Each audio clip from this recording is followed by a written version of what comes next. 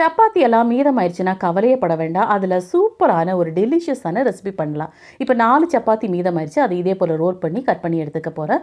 அதை வந்து ஒரு பிளேட்டுக்கு மாற்றிக்கிறேன். இப்போ ஸ்டவ் ஆன் பண்ணி ஒரு பேன் வச்சு 3 ஸ்பூன் எண்ணெயை சேர்த்து, எண்ணெய் காஞ்சதோ 1/2 ஸ்பூன் சீரகத்தை சேர்த்து, அது பொரிஞ்சதோ பாதி பெரிய வெங்காயத்தை கட் பண்ணி சேர்த்து அதை நல்லா வதக்கி, ஒரே ஒரு பச்சை மிளகாய் சேர்த்து அதையும் நல்லா வதக்கி, கொஞ்சமாக கறிவேப்பிலைகளையும் சேர்த்து அதையும் வதக்கி, ஒரு தக்காளியை கட் பண்ணி சேர்த்து தக்காளி நல்லா சாஃப்டானதுக்கப்புறம் அதில் 1/4 ஸ்பூனுக்கு கொஞ்சம் அதிகமான பவுடர் பண்ண கல்லுப்பு சேர்த்து 1/4 ஸ்பூன் மஞ்சள் தூள், 3/4 ஸ்பூன் மிளகாய் தூள், 1/4 ஸ்பூன் கரம் மசாலா தூள் சேர்த்து நல்லா இதே போல வதக்கி, எண்ணெய் பிரிஞ்சு வந்ததுக்கப்புறம் அதில் 2 முட்டைகளை சேர்த்து, முட்டை ஓரளவுக்கு வெந்ததுக்கப்புறம் நம்ம ஏற்கனவே கட் பண்ணி வச்சிருக்கிற சப்பாத்திகளை சேர்த்து மிக்ஸ் பண்ணிக்கலாம். ஒரு 2 நிமிஷம் நம்ம மிக்ஸ் பண்ணாலே போதும். அதுக்கப்புறம் நம்ம ஸ்டவ் ஆஃப் பண்ணிக்கலாம். ரொம்பவே கம்மியான இன்கிரீடியன்ஸில் பண்ணக்கூடிய ஒரு சுவையான ரெசிபி தான் இது. எந்த ஹார்டான சப்பாத்தி போட்டாலும் நீங்கள் இந்த மாதிரி செஞ்செடுக்கும் போது ரொம்பவே சாஃப்ட் ஆயிரும். பேச்சுலர் எல்லாம் ரொம்பவே ஈஸியாக பண்ணக்கூடிய ரொம்பவே டேஸ்டான ரெசிபி தான் இது. தேங்க்யூ.